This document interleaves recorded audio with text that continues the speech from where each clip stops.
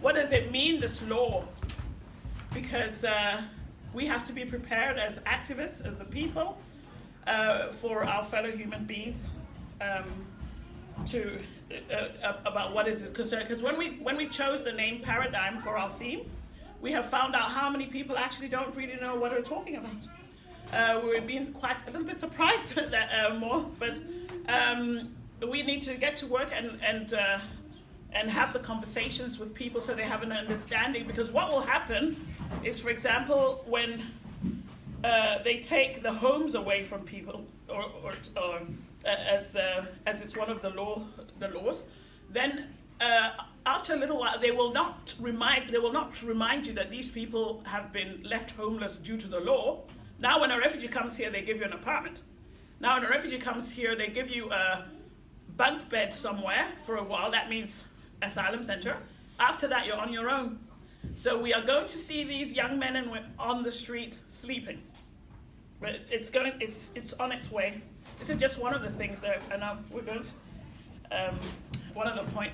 And then they'll go back to the public and say, look, refugees can't pull themselves together, and they just came here they can't do what they're useless. The way the negative conversations we are used to using.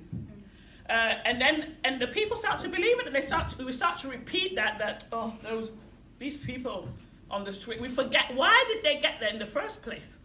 Like if I went to Barcelona tomorrow and didn't know anybody, I didn't really have any money, how would I find a place to live? So then there'll be some victim blaming. And maybe Mimi would like to talk about another consequence of this law package from 21st. It's actually mine was beforehand. It's generally like how it's now that actually added as a law that you don't get a translator when you're going to the doctor. So basically, those people need the highest amount of medical help, and they will not get it because basically they cannot afford a translator. A translator costs what, around yes, like that's an average. Yeah. And for a person coming from, I will specifically talk about Eritrean immigrants who come from Libya and the Mediterranean Sea. Many of them have lost organs, many of them are malnutrition.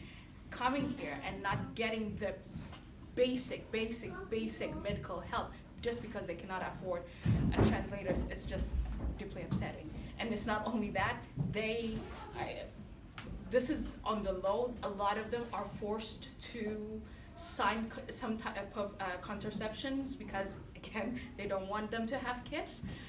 And without knowing, they will sign because, again, they don't have any translators. It is deeply upsetting, especially in the medical world, because there is an oath you sign, there is an oath you obey. And as a doctor, no matter what a person does or what law is written, you give medical help for those that are needed, indeed needed. I have no words to describe the trauma, the pain, and the physical situation those people come from. And it's just deeply upsetting to not give them those medical help. And we pay taxes. Those are our money as well. They deserve it. Yeah, and another thing that is gonna affect them is that now flüchtling, what's the word in English? Refugees. Yeah. Thank you very much. They will never get a permanent residency, so they will forever be in this limbo of when am I ever gonna find a home, because you're just stuck there, as we already know happening in these fucked up asylum places. Sorry, my language, but it's pretty fucked up. And another thing is the integrationsydelse is now going to be changed to hjemsendelsesydelse. So basically, these people are told, you are not welcome here. And I feel it's not okay. It is not okay that we in this richest part of the world feel like we can just shut people out. That is not okay. And let's be honest, the West has been part of this. So it's also our duty to help these people.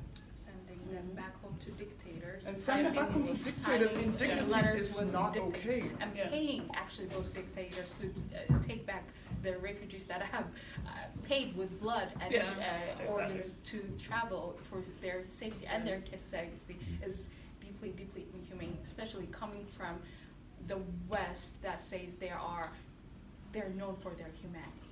Yeah.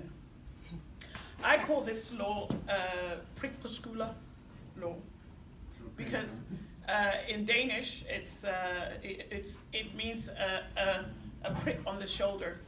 Because there's some companies, big companies who warn, we are going to fire 500 people or 200. You don't know if you have your job.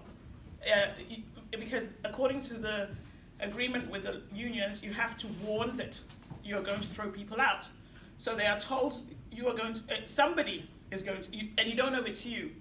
What happens in those companies is production falls drastically. Because people can't concentrate on their work. They're just worrying, am I the one who's going to be fired? I just got a mortgage. What about my car loan? What about my kids?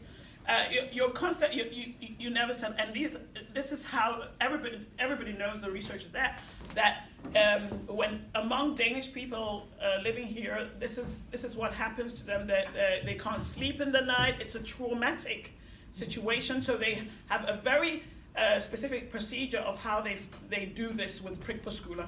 But what is happening with this law is the government sends letters to 1,200 Somalis. So Black Lives Matter took to the streets with 1,000 people to protest. So they began doing this before this law came in, but now they're sending it to Syrians.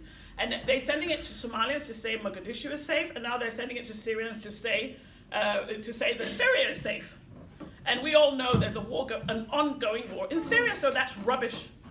And the same with Afghanistan. So this is one of, there are more consequences of this law, of these laws, but we will, those were the ones with integrations, this hjemsendelser, the homegoing money, just to like mention a few, the family, that after like 300 families have got their family member over here who they got from Syria or who's stuck in Kenya, if they were from Somalia or in Iran, if they were from Afghanistan, they can't get their family back.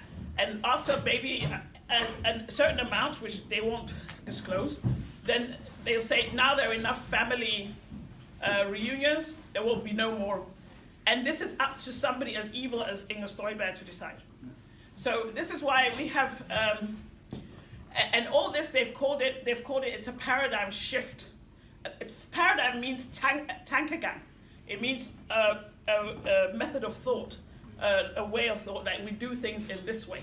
And they say, oh, this is another way. But we all know that this is the same politics, just worse, that they've been carrying on for.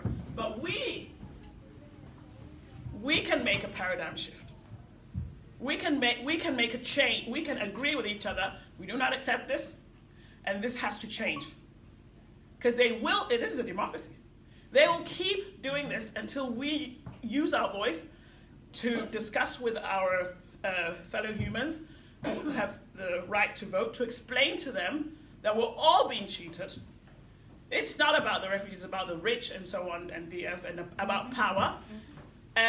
So that we can again, our Denmark can go back to being well known around the world, not for throwing babies out of the parliament, not for and other stupid things, but we can go back to humane, that this country is a place of decency, of human decency, where things are right. But it will not come on its own. We have a job, we have a struggle. Yeah. But